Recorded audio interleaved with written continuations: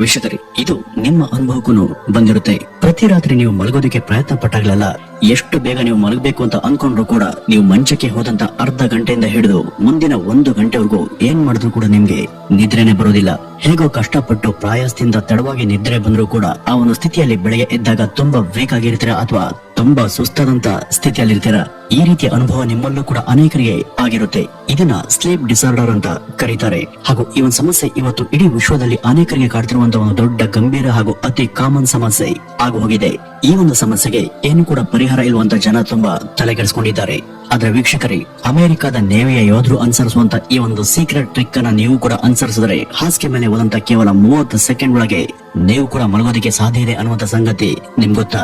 ಅಷ್ಟೇ ಅಲ್ಲ, ನೀವು ಈ ಒಂದು ಟ್ರಿಕ್ ನಿಂದ ಮಲಗಿ ಬೆಳಗ್ಗೆ ಬೇಗ ಇದ್ರೆ ನಿಮ್ಮ ದೇಹ ಕೂಡ ತುಂಬಾ ಎನರ್ಜೆಟಿಕ್ ಸ್ಥಿತಿಯಲ್ಲೇನೆ ಇರುತ್ತೆ. ಉಲ್ಲಾಸ ಭರಿತ ಸ್ಥಿತಿಯಲ್ಲಿ ನೀವು ಕೂಡ ಸೂರ್ಯನನ್ನ ನೋಡ್ತೀರಾ. 6 ಗಂಟೆಗಿಂತ ಕಡಿಮೆ ಸಮಯ ನೀವು ಮಲಗ್ತಾ ಇದ್ರೆ ಅದು ಹಲವು ಸಲ ಮಾರಣಾಂತಿಕ ಅಡ್ಡ ಪರಿಣಾಮ ಉಂಟುಮಾಡುತ್ತೆ ಅಂತ ಸ್ಲೀಪ್ ಸೈನ್ಸ್ ಹೇಳುತ್ತೆ. ಕಡಿಮೆ ಅಥವಾ ಅಲ್ಪ ನಿದ್ರೆ ಮರಣಕ್ಕೆ ಕಾರಣ ಆಗುತ್ತೆ. ನಿದ್ದೆ ಅನ್ನೋದು ನಮ್ಗೆಲ್ಲ ಅತ್ಯವಶ್ಯಕವಾದದ್ದು. ಈ ನಿದ್ದೆ ಮೇಲೆ ಇವತ್ತು ವಿಶ್ವಾದ್ಯಂತ ಈವರೆಗೂ ಲೆಕ್ಕ ಇಲ್ಲದಷ್ಟು ಪ್ರಯೋಗ ಹಾಗೂ ಸಂಶೋಧನೆ ನಡೆದಿವೆ. ಅವುಗಳ ಪೈಕಿ ಒಂದು ರಿಸರ್ಚ್ ಏನ್ ಹೇಳುತ್ತೆ ಗೊತ್ತಾ? ಮಧ್ಯಾಹ್ನ 2 ಗಂಟೆಯಿಂದ ಸಂಜೆ 5ರ ನಡುವೆ ನಿಮ್ಗೆ ದಿನ ಕೂಡ ತಪ್ಪದೆ ಗಾಢವಾದಂತ ನಿದ್ರೆ ಬರ್ತಾ ಇದೆ ಅಂದ್ರೆ ಅಂತ ವ್ಯಕ್ತಿಗೆ ಬೇಗ ಸಾವು ಬರಲಿದೆ ಅನ್ನೋದನ್ನ ಇದು ಸಮರ್ಥಿಸ್ತಾ ಇದೆ ಅಂತ ಅರ್ಥ. ಇದನ್ನ ಕೇಳಿದ್ರೆ ತುಂಬಾ ಜನಕ್ಕೆ ಇದೆಷ್ಟು ಹಾಸ್ಯಾಸ್ಪದ ಹಾಗೂ ಅವಾಸ್ತವಿಕವಾದಂತ ಥಿಯರಿ ಅಂತ ಅನ್ಸ್ಬೋದು. ಏಕೆಂದ್ರೆ ಸಾಮಾನ್ಯವಾಗಿ ಎಲ್ಲರೂ ಕೂಡ ಮಧ್ಯಾಹ್ನದ ಸಮಯದಲ್ಲಿ ಅವರೆಲ್ಲೇ ಇದ್ರೂ ಕೂಡ ನಿದ್ರೆ ಬರೋದು ತುಂಬಾ ಕಾಮನ್. ಆದ್ರೆ ಇದರ ಹಿಂದೆ ಇರುವಂತ ವೈಜ್ಞಾನಿಕ ಫ್ಯಾಕ್ಟ್ ನಿಮ್ಮನ್ನ ಆಶ್ಚರ್ಯಪಡಿಸುತ್ತೆ. ಮಧ್ಯಾಹ್ನದ ನಿದ್ದೆ ಅಂದ್ರೆ ಅದು ಹೆಲ್ದಿ ಅಥವಾ ಕಾಮನ್ ಅಂತಾನೆ ತುಂಬಾ ಜನ ಭಾವಿಸಿರೋದು. ಆದ್ರೆ ದಿನ ಕೂಡ ನಿಮ್ಗೆ ಮಧ್ಯಾಹ್ನದ ಟೈಮ್ ನಿದ್ರೆ ಬರ್ತಿದೆ ಅಂದ್ರೆ ನಿಮ್ಗೆ ರಾತ್ರಿ ಅಗತ್ಯ ನಿದ್ರೆ ಬರ್ತಲ್ಲ ಅಂತ ಅರ್ಥ. ಅಂದ್ರೆ ರಾತ್ರಿ ಸಮಯದಲ್ಲಿ ಸರಿಯಾಗಿ ನಿದ್ರೆ ಬಂದಿಲ್ಲ ಅಂದ್ರೆ ಮಧ್ಯಾಹ್ನ ನಿದ್ರೆ ಬರೋದು ಸಹಜ ಅಲ್ವಾ? ಅದಕ್ಕೂ ಸಾವು ಏನ್ ಸಂಬಂಧ ಅನ್ನುವಂತ ಪ್ರಶ್ನೆ ನಿಮ್ಗೆ ಉದ್ಭವ ಆಗುತ್ತೆ. ಇದಕ್ಕೆ ಉತ್ತರವಾಗಿ ಒಂದು ಸಣ್ಣ ಕೇಸ್ ಸ್ಟಡಿಯ ಡೀಟೇಲ್ಸ್ ಅನ್ನ ನಾವಿಲ್ಲಿ ಉದಾಹರಣೆಗೆ ತೆಗೆದುಕೊಳ್ಳಬಹುದು. ಒಂದ್ಸಲ ಕೆಲವು ಇಲಿಗಳ ಮೇಲೆ ಒಂದು ಪ್ರಯೋಗವನ್ನ ಮಾಡಲಾಯಿತು. ಅವುಗಳನ್ನ ಒಂದು ಕೇಜ್ ನಲ್ಲಿ ಇಟ್ಟು ಅವುಗಳಿಗೆ ನಿದ್ರೆ ಮಾಡೋದಕ್ಕೆ ಬಿಡೋದಿಲ್ಲ. ಅವು ನಿದ್ರೆ ಮಾಡುವಂತ ಸಮಯದಲ್ಲಿ ಅವುಗಳಿಗೆ ಬಲವಂತವಾಗಿ ಬೇರೆ ಚಟುವಟಿಕೆಯನ್ನ ಕೊಡ್ಲಾಗ್ತಿತ್ತು. ಇದರಿಂದಾಗಿ ಅವುಗಳಿಗೆ ಆ ಒಂದು ಸಮಯದಲ್ಲಿ ನಿದ್ರೆ ಮಾಡೋದಕ್ಕೆ ಸಾಧ್ಯ ಆಗ್ತಿರ್ಲಿಲ್ಲ. ಆದ್ರೆ 15 ದಿವಸ ಆದ್ಮೇಲೆ ಏನಾಯ್ತು ಗೊತ್ತಾ? ಅವು ಅಷ್ಟು ದಿನ ನಿದ್ರೆಯನ್ನ ಮಾಡದೇ ಇರೋದ್ರಿಂದ ನಿಧಾನವಾಗಿ ಎಲ್ಲ ಇಲಿಗಳು ಕೂಡ ಒಂದೊಂದಾಗಿ ಸತ್ತು ಹೋದವು. ಇವು ಸತ್ತ ನಂತರ ಅವುಗಳ ಮೆದುಳುಗಳ ಕೆಲವು ಚಿತ್ರಗಳನ್ನು ಕೂಡ ಸೆರೆ ಹಿಡಿಯಲಾಯಿತು. ಅವುಗಳ ಮೆದುಳಲ್ಲಿ ಅಲ್ಲಲ್ಲಿ ತೂತುಗಳಾಗಿದ್ದನ್ನ ಅವರು ಗಮನಿಸಿದ್ರು. ನಿದ್ರೆ ಇಲ್ಲದೆ ಇರೋದ್ರಿಂದ ಅವುಗಳ ಮೆದುಳು ಹಾಗೂ ಬುದ್ಧಿ ಮೇಲೆ ಸಾಕಷ್ಟು ಘಾಸಿಯಾಗಿತ್ತು. ಹೀಗಾಗಿ ಆ ಒಂದು ಬ್ರೈನ್ ಡ್ಯಾಮೇಜ್ ನಿಂದ ಅವು ಸತ್ತಿದ್ವು. ಹಾಗಾದ್ರೆ ಸರಿಯಾದ ನಿದ್ರೆ ಇಲ್ಲದೆ ಇದ್ರೆ ಮನುಷ್ಯರಿಗೂ ಕೂಡ ಇಂಥದ್ದೇ ಅಪಾಯ ಬರುತ್ತಾ ಅಂತ ನೀವು ಕೇಳಬಹುದು. ಅದಕ್ಕೆ ವಿಜ್ಞಾನಿಗಳು ಹೌದು ಅಂತ ಹೇಳ್ತಾರೆ.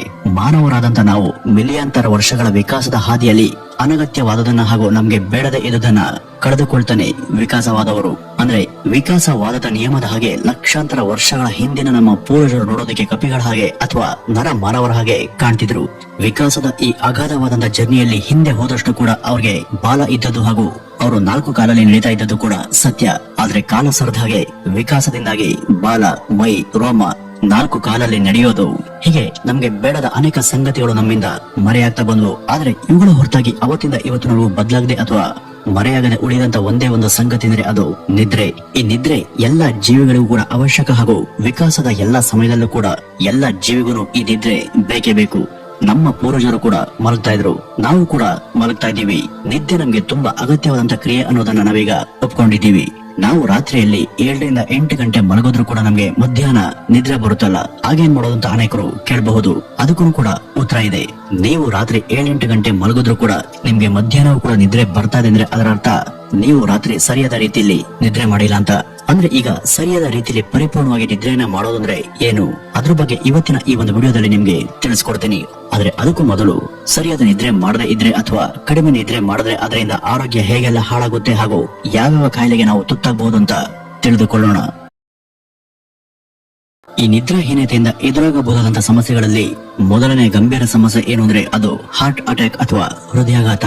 ಕಡಿಮೆ ನಿದ್ರೆಗೂ ಹೃದಯಾಘಾತಕ್ಕೂ ಏನ್ ಸಂಬಂಧ ಅಂತ ನೀವು ಕೇಳಬಹುದು. ಈ ಬಗ್ಗೆ ಕೂಡ ಸಾಕಷ್ಟು ರಿಸರ್ಚ್ ಗಳು ನಡೆದಿವೆ. ಅವುಗಳ ಪೈಕಿ ನಾವು ಒಂದು ಸಣ್ಣ ಕೇಸ್ ಸ್ಟಡಿಯ ಮೂಲಕ ನಿಮ್ಗೆ ಇಲ್ಲಿ ತಿಳಿಸಬಹುದು. ಭಾರತೀಯರಾದಂತಹ ರಂಜನ್ ದಾಸ್ ರವರು ಅತಿ ದೊಡ್ಡ ಉದ್ಯಮಿ. ಇವರು ಫಿಟ್ನೆಸ್ ಕಾನ್ಶಿಯಸ್ ಅನ್ನ ಉಳ್ಳವರಾಗಿದ್ರು. ದಿನ ಕೂಡ ರನ್ನಿಂಗ್, ಜಾಗಿಂಗ್ ಅನ್ನ ಮಾಡ್ತಿದ್ರು ಹಾಗೂ ಆರೋಗ್ಯಕರವಾದಂತಹ ಡಯಟ್ ಫುಡ್ ಅನ್ನ ತಿಂತಾ ಇದ್ರು. ಹಾಗೂ ಆರೋಗ್ಯದ ಬಗ್ಗೆ ಅತೀವ ಕಾಳಜಿಯನ್ನ ಹೊಂದಿದ್ರು. ಹೀಗೆ ಎಲ್ಲವೂ ಕೂಡ ಸುಗಮವಾಗಿನೇ ಸಾಗಿತ್ತು. ಹೀಗಿರುವಾಗ 2009 ಅಕ್ಟೋಬರ್ 21ನೇ ತಾರೀಕು ಅವ್ರಿಗೆ ಇದ್ದಕ್ಕಿದ್ದ ಹಾಗೆ ದೊಡ್ಡ ಮಟ್ಟದಲ್ಲಿ ಒಂದು ಹೃದಯಾಘಾತ ಸಂಭವಿಸುತ್ತೆ. ಇದರಿಂದ ಅವರ ಪ್ರಾಣ ಕೂಡ ಹೋಗುತ್ತೆ.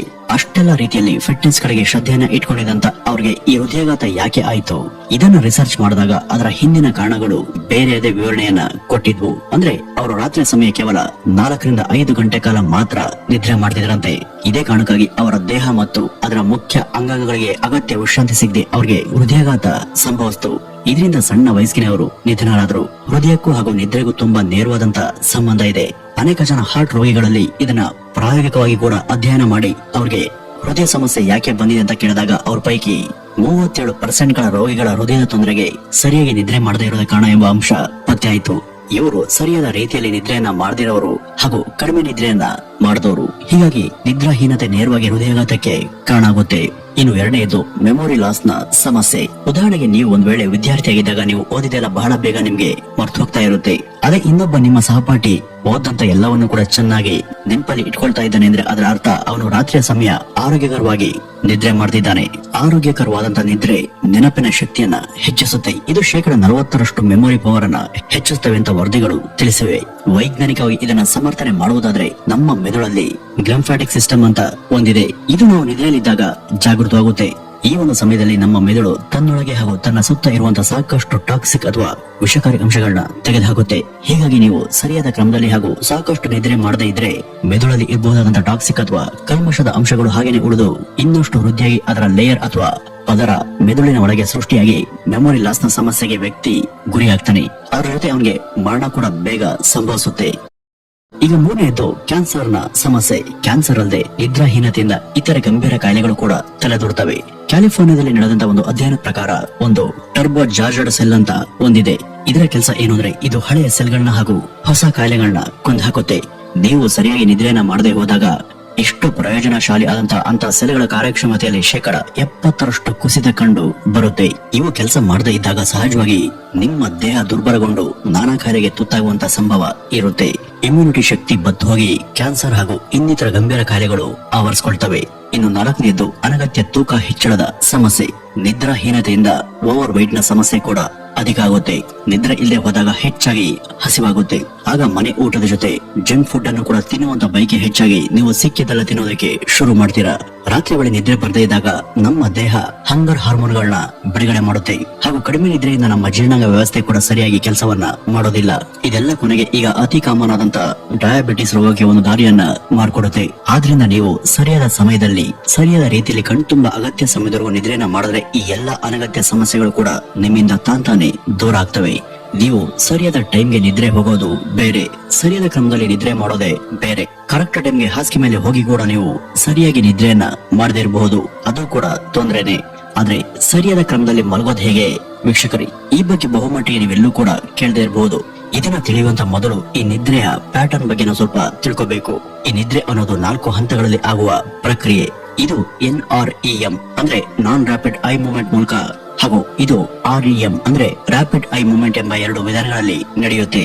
ನಾವು ನಿದ್ರೆ ಮಾಡುವಾಗ ನಮ್ಮ ಮೆದುಳು ನಾವು ನಿದ್ರೆಗೆ ಜಾರಿದ ತಕ್ಷಣ NREM ನ ಮೊದಲ 3 ಸ್ಟೇಜ್ ಅನ್ನ ದಾಟುತ್ತೆ. 3ನೇ ಹಂತದಲ್ಲಿ ಅದು ಡೀಪ್ ಸ್ಲೀಪ್ ನಲ್ಲಿ ಇರುತ್ತೆ. ಇದೆಲ್ಲ ಆದ ನಂತರ ನಿಮ್ಮ ಮೆದುಳಿನ ನಿದ್ರೆ REM ನ ಸ್ಟೇಜ್ ಗೆ ಬರುತ್ತೆ. ಈ ಒಂದು ಸಮಯದಲ್ಲಿ ನಿಮ್ಗೆ ಕನಸು ಬೀಳೋದು. ಆಗ ನೀವು ನಿಮ್ಮ ನಿದ್ರೆಯ REM ಸೈಕಲ್ ನಲ್ಲಿ ಇದ್ದೀರಾ ಅಂತ ಅರ್ಥ. ಇಲ್ಲಿ ನಿದ್ರೆಯ ಒಂದು ಸೈಕಲ್ ಮುಗಿಯೋದಕ್ಕೆ 90 ನಿಮಿಷಗಳ ಕಾಲಾವಧಿ ಬೇಕು. ಈ ಒಂದು ಸ್ಟೇಜ್ ನಲ್ಲಿ ನಿಮ್ಮ ದೇಹ ಸೆಲ್ಫ್ ರಿಕವರಿ ಮೋಡ್ ನಲ್ಲಿ ಇರುತ್ತೆ. ಅಂದ್ರೆ ನಿಮ್ಮ ದೇಹದ ಜೀರ್ಣ ವ್ಯವಸ್ಥೆ, ಹೃದಯದ ಆರೋಗ್ಯ ಇವೆಲ್ಲ ಮುಖ್ಯ ಸಂಗತಿಗಳು ಕೂಡ ಮತ್ತೆ ಸುಸ್ಥಿತಿಯಲ್ಲಿ ರೀಸೆಟ್ ಆಗ್ತವೆ. ನಿದ್ದೆಯಲ್ಲಿ NREM ಗಿಂತ ಕೊನೆಯ ಹಂತದ REM ಅಂತ ತುಂಬಾ ಮುಖ್ಯವಾದದ್ದು. ಈ ಒಂದು ಅವಧಿಯಲ್ಲಿ ನಿಮ್ಮ ಬ್ರೈನ್ ಅತ್ಯಂತ ಚುರುಕಾಗಿ ಕೆಲಸ ಮಾಡೋದಕ್ಕೆ ಸಾಧ್ಯ ಆಗುತ್ತೆ. ಆಗ ನಿಮ್ಮೆಲ್ಲ ಎಮೋಷನ್ಸ್, ಆಲೋಚನೆಗಳು, ಮೆಮೊರಿಗಳನ್ನ ಹಾಗೂ ನಿಮ್ಮ ಡಿಸಿಷನ್ ಮೇಕಿಂಗ್ ಸ್ಕಿಲ್ ಇವೆಲ್ಲ ಕೂಡ ಮತ್ತೆ ರಿಸ್ಟೋರ್ ಆಗ್ತವೆ. ಆದ್ರಿಂದ ನಮ್ಮ ನಿದ್ರೆ NREM ಹಾಗೂ REM ಇವೆರಡೂ ಕೂಡ ತುಂಬಾ ನಮ್ಗೆ ಅವಶ್ಯ. ಈ ಎಲ್ಲ ಮುಗಿಸೋದಕ್ಕೆ ನಾವು ನಿದ್ರೆಯ 4 ರಿಂದ 5 ಸೈಕಲ್ ಗಳನ್ನ ಪೂರ್ಣಗೊಳಿಸಬೇಕು. ಅಂದ್ರೆ ಈ ಒಂದೊಂದು ಕೂಡ 90 ನಿಮಿಷಗಳ ಸಮಯವನ್ನ ತೆಗೆದುಕೊಳ್ಳುತ್ತೆ. ಅಂದ್ರೆ ಅದನ್ನ 5ಕ್ಕೆ ಗುಣಿಸ್ ನೋಡಿ, ಆಗ ಅದು 7.5 ಗಂಟೆ ಆಗುತ್ತೆ. ಆದ್ರಿಂದ ನಮ್ಗೆ ದಿನಕ್ಕೆ 7 ರಿಂದ 8 ಗಂಟೆ ನಿದ್ರೆ ಬೇಕೇ ಬೇಕು.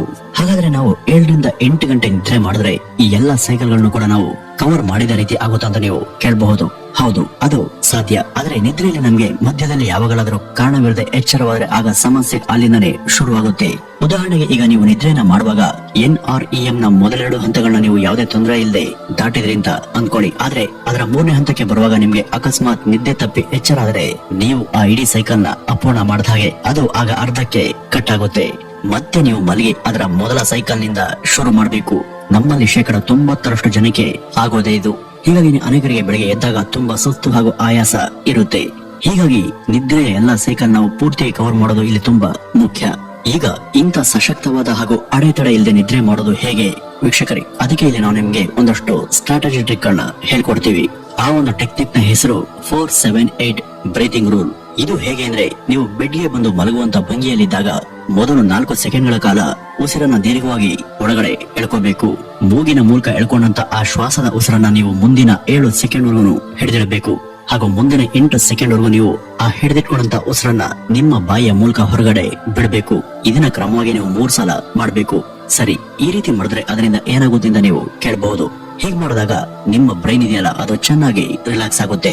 ಇದನ್ನೇ ವೈಜ್ಞಾನಿಕವಾಗಿ ಹೇಳಬೇಕು ಅಂದ್ರೆ, ನಿಮ್ಮ ಬ್ರೈನ್ ನಲ್ಲಿ 2 ನರ್ವಸ್ ಸಿಸ್ಟಮ್ಗಳು ಇರ್ತವೆ. ಒಂದು ಸಿಂಪಥೆಟಿಕ್ ನರ್ವಸ್ ಸಿಸ್ಟಮ್ ಹಾಗೂ ಇನ್ನೊಂದು ಪ್ಯಾರಾಸಿಂಪಥೆಟಿಕ್ ನರ್ವಸ್ ಸಿಸ್ಟಮ್. ನಾವು ಮಲಗಿದಾಗ ಅಥವಾ ಮಲಗೋದಕ್ಕೆ ಹೋದಾಗ ಇವುಗಳಲ್ಲಿ ಪ್ಯಾರಾಸಿಂಪಥೆಟಿಕ್ ನರ್ವಸ್ ಸಿಸ್ಟಮ್ ಅನ್ನ ಜಾಗೃತಗೊಳಿಸುತ್ತೆ. ಯಾಕೆಂದ್ರೆ ಇದು ನಿಮ್ಮ ಇಡೀ ದೇಹವನ್ನ ಕೂಲ್ ಮಾಡುತ್ತೆ. ಹಾಗೂ ಸಿಂಪಥೆಟಿಕ್ ನರ್ವಸ್ ಸಿಸ್ಟಮ್ ನಿಮ್ಮನ್ನ ಮುಂದೆ ತುಂಬಾ ಸಮಯ ಅಲರ್ಟ್ ಸ್ಥಿತಿಯಲ್ಲಿ ಇಡುತ್ತೆ. ಪ್ಯಾರಾಸಿಂಪಥೆಟಿಕ್ ನರ್ವಸ್ ಸಿಸ್ಟಮ್ ಚೆನ್ನಾಗಿ ಸಕ್ರಿಯಗೊಂಡು ನಿಮ್ಗೆ ಬಹಳ ಬೇಗ ನಿದ್ರೆ ಸುಲಭವಾಗಿ ಆವರಿಸುತ್ತೆ. ಅಂದ್ರೆ ನೀವು ಹೀಗೆ ದಿನ ಕೂಡ ಮಾಡಿದ್ರೆ ಮಲಗಂತ 30-40 ಸೆಕೆಂಡ್ ಒಳಗೆ ನಿಮ್ಗೆ ನಿದ್ರೆ ಆವರಿಸುತ್ತೆ. ಈಗ 2ನೇ ಸ್ಟೆಪ್ ಏನು ಅಂತ ನೋಡಿದ್ರೆ, ಅದು ಮೊಬೈಲ್ ಫೋನ್. ವೈದ್ಯರ ಸಲಹೆ ಪ್ರಕಾರ ಮಲಗುವಂತ ಯಾವುದೇ ವ್ಯಕ್ತಿ ಮಲಗುವಂತ ಅರ್ಧ ಗಂಟೆಗೂ ಮೊದಲು ಮೊಬೈಲ್ ಬಳಸದೆ ಎತ್ತಿರಬೇಕು. ಯಾಕೆಂದ್ರೆ ಮೊಬೈಲ್ ಬಳಸುವಾಗ ಅದರಿಂದ ನಮ್ಮ ದೇಹದ ಮೇಲೆ ಬೀಳುವಂತ ನೀಲಿ ಬಣ್ಣದ ರಶ್ಮಿಗಳು ಇವು ನಮ್ಮ ಸಿಂಪಥೆಟಿಕ್ ನರ್ವಸ್ ಸಿಸ್ಟಮ್ ಅನ್ನ ಆಕ್ಟಿವ್ ಮಾಡ್ತವೆ. ಆಗ ಇದ್ರ ಜೊತೆ ನಮ್ಮ ದೇಹ ಕೂಡ ಎಚ್ಚೆತ್ತು ನಮ್ಗೆ ನಿದ್ರೆ ಬರೋದು ಕಡಿಮೆ ಆಗುತ್ತೆ.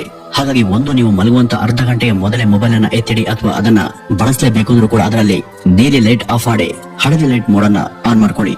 ಇದರಿಂದ ಸಮಸ್ಯೆ ಸ್ವಲ್ಪ ಮಟ್ಟಿಗಾದ್ರೂ ಕಂಟ್ರೋಲ್ಗೆ ಬರುತ್ತೆ.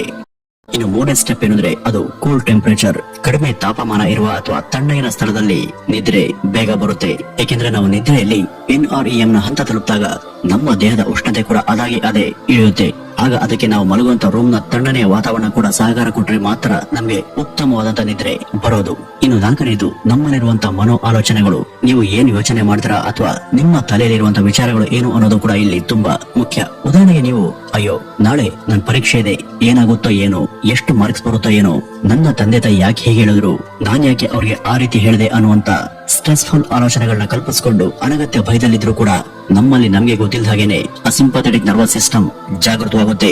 ಆಗ ಅದು ನಿದ್ರೆ ಮಾಡೋದಕ್ಕೆ ನಮ್ಮನ್ನ ಬಿಡೋದಿಲ್ಲ. ಹೀಗಾಗಿ ಇಂಥ ಆಲೋಚನೆಗಳನ್ನ ಬಿಟ್ಟು ನೀವು ಉತ್ತಮ ಹಾಗೂ ನಿಮ್ಮ ಮನಸ್ಸಿಗೆ ಸಮಾಧಾನ ತರುವಂತ ಯೋಚನೆಗಳೊಂದಿಗೆ ಮಲಗಿ. ಇನ್ನು ಕೊನೆಯದ್ದು, ಈ ಒಂದು ವಿಡಿಯೋ ಶುರು ಆದಾಗಿಂದನೂ ಕೂಡ ನೀವು ಕೇಳೋದಕ್ಕೆ ಕಾಯ್ತಾ ಇರುವಂತ ಅಮೆರಿಕದ ನೇವಿಯವರು ಬಳಸುವಂತ ಟೆಕ್ನಿಕ್. ಅವರು ಇದರ ಸಹಾಯದಿಂದ ಎಂತ ಪರಿಸ್ಥಿತಿಯಲ್ಲೂ ಕೂಡ 30 ಸೆಕೆಂಡ್ ಒಳಗೆ ನಿದ್ರೆಗೆ ಜಾರ್ತಾರೆ. ಅದು ಹೇಗೆ ಗೊತ್ತಾ? ತುಂಬಾ ಸರಳವಾದಂತ ವಿಧಾನ. ನೀವು ಮಲಗಿದಾಗ ಆ ಕತ್ತಲ ರೂಮ್ ಅಲ್ಲಿ ಮೊದಲು ಪ್ರಶಾಂತ ಮನಸ್ಸಿಂದ ನಿಮ್ಮ ದೇಹದ ಮಸಲ್ಸ್, ಬೆರಳುಗಳನ್ನ, ಎದೆಯ ಭಾಗವನ್ನ, ಹೀಗೆ ಎಲ್ಲವನ್ನು ಕೂಡ ರಿಲ್ಯಾಕ್ಸ್ ಮೋಡ್ಗೆ ತರಬೇಕು. ಆಗ ದೇಹದ ಎಲ್ಲಾ ಮಾಂಸಖಂಡಗಳು ಕೂಡ ಸ್ಟ್ರೆಚ್ ಆಗಿ ರಿಲ್ಯಾಕ್ಸೇಷನ್ ಸಿಗುತ್ತೆ. ನೀವು ಇದನ್ನೆಲ್ಲ ಕಣ್ಮುಚ್ಕೊಂಡು ಕಲ್ಪಿಸ್ಕೊಳ್ಬೇಕು. ಇದನ್ನು ನೀವು ಎಲ್ಲೇ ಪ್ರಯತ್ನ ಪಟ್ಟರು ಕೂಡ 30 ಸೆಕೆಂಡ್ ಇಂದ 1 ನಿಮಿಷದೊಳಗೆ ನಿಮ್ಮ ದೇಹ ರಿಲ್ಯಾಕ್ಸ್ ಆಗಿ ನಿದ್ರೆ ಬೇಗ ಆವರಿಸುತ್ತೆ. ನೀವಿಲ್ಲಿ ಮಾಡಬೇಕಿರೋದು ಸಿಂಪಲ್ ಟಾಸ್ಕ್. ಮೊದಲು ನಿಮ್ಮ ಮನಸ್ಸು ಹಾಗೂ ತಲೆಯಲ್ಲಿ ಇರುವಂತ ಎಲ್ಲಾ ಬಗೆಯ ನೆಗೆಟಿವ್ ಆಲೋಚನೆಗಳನ್ನ ನಿಲ್ಲಿಸಿ ಅಥವಾ ದೂರ ಮಾಡಿ ರಿಲ್ಯಾಕ್ಸಿಂಗ್ ಪೊಸಿಷನ್ ನಲ್ಲಿ ನಿದ್ರೆಗೆ ಜಾರೋದು. ವೀಕ್ಷಕರೇ, ನಿಮ್ಗೆ ಏನಾದ್ರೂ ನಿದ್ರೆ ಸಮಸ್ಯೆ ಬಹಳ ಕಾಲದಿಂದ ಕಾಡ್ತಾ ಇದ್ರೆ ಇವತ್ತೇ ಇದನ್ನ ದೃಢ ಮನಸ್ಸಿಂದ ಹಾಗೂ ಒಂದು ಉತ್ತಮ ಭರವಸೆಯೊಂದಿಗೆ ಟ್ರೈ ಮಾಡಿ ನೋಡಿ. ಬದಲಾವಣೆ ಖಂಡಿತ ಸಾಧ್ಯ. ಒಂದ್ ವೇಳೆ ಇದು ನಿಮ್ಗೆ ಹೆಲ್ಪ್ ಆದ್ರೆ ಇದನ್ನ ನಿಮ್ಮ ಸ್ನೇಹಿತರು ಮತ್ತು ಸಂಬಂಧಿಕರಿಗೂ ಶೇರ್ ಮಾಡಿ ಅಂತ ಹೇಳ್ತಾ ಇವತ್ತಿನ ಈ ಒಂದು ವಿಡಿಯೋವನ್ನ ಇಲ್ಲಿಗೆ ಮುಗಿಸೋಣ. ನಮಸ್ಕಾರ.